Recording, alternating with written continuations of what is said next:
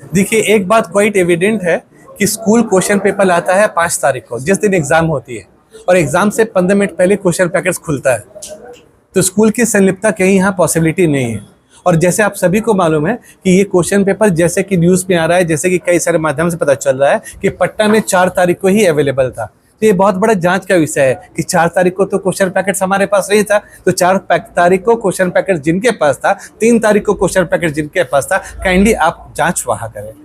आपके ऊपर आरोप लगा रहा है कि क्वेश्चन पेपर जो पैकेट है तो छेड़छाड़ हुई, किस रूप में देखते हैं? हाँ बोलिए, तो बोला क्वेश्चन पैकेट्स के साथ जो छेड़छाड़ की जो बात आई है कि वो क्वेश्चन पैकेट्स के साथ छेड़छाड़ जो हुआ है, क्वेश्चन पैकेट्स ट्रंक के अंदर में 7 लेयर में कवर्ड होता है, और वो 7 लेयर की जांच एक सीएस ने कर रखा था उस दिन, एक ऑब्जर्वर ने कर रखा था, दूसरा 2 नीट एस्पिरेंट जो कैंडिडेट्स होते उन्होंने खुद जांच कर रखा था, 2 इन्विजिलेटर्स ने जांच कर रखा था। उतने सारे लोगों ने जांच करके सब ओके किया, और सारी चीज़ कैमरे के निगरानी में होती है, सारी जांच पे वो पास हुआ, कहीं भी कुछ मिला नहीं।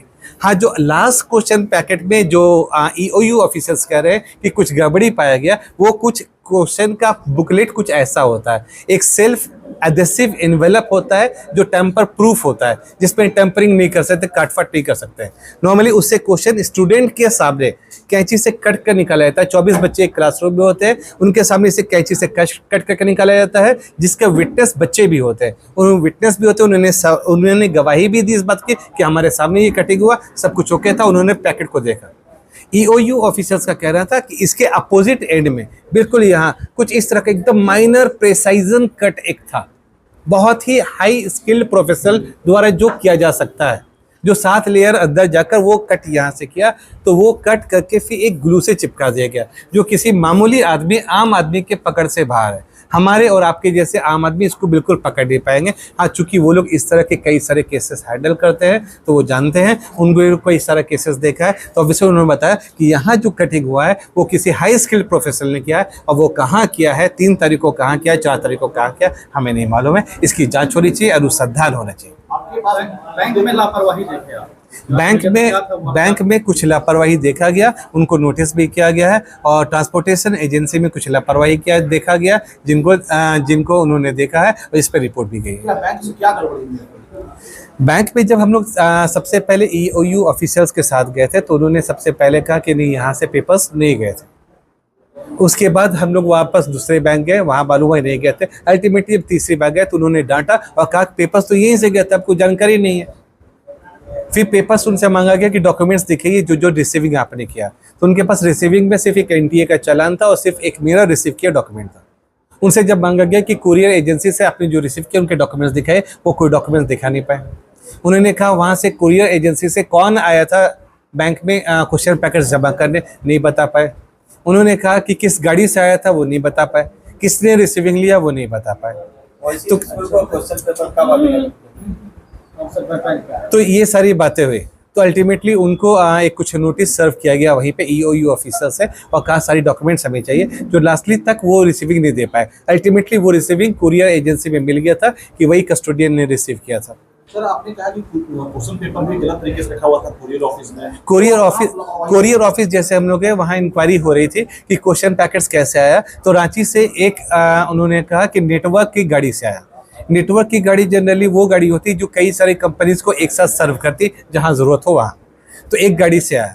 उन लोगों ने क्वेश्चन पूछा कि रांची से जो कुरियर की गाड़ी आई, तो वो कुरियर की गाड़ी में कितने लोग थे? उन्होंने कहा सिर्फ एक ड्राइवर था, सिर्फ एक ड्राइवर गाड़ी लेकर के यहाँ आया। और फिर कैसे हुआ, तो कैमरे में देखा गया कि उन्होंने क्वेश्चन ट्रंक्स को बिल्कुल एक दुकान के फॉर्म में उसकी ऑफिस है, उस ऑफिस के सामने गिरा दिया और गाड़ी चले गए। उन्होंने क्वेश्चन पूछा कि यही यहाँ से 1-2 किलोमीटर दूर बैंक है, यही ट्रक, यही गाड़ी क्यों नहीं वहाँ तक पहुँचाई? उन्होंने कहा कि ड्राइवर नहीं माना। उन्होंने क्वेश्चन पूछा कि फिर यहाँ से बैंक आपने कैसे पहुँचाया? तो उन्होंने कहा कि हमने ई रिक्शा से पहुँचाया। तो इस बात को ईओयू ऑफिसर्स ने बिल्कुल कहा कि ये बहुत गैर जिम्मेदाराना है कि इस तरह से ट्रांसपोर्टेशन किया, जबकि इतनी सेंसिटिव पेपर्स ये थे।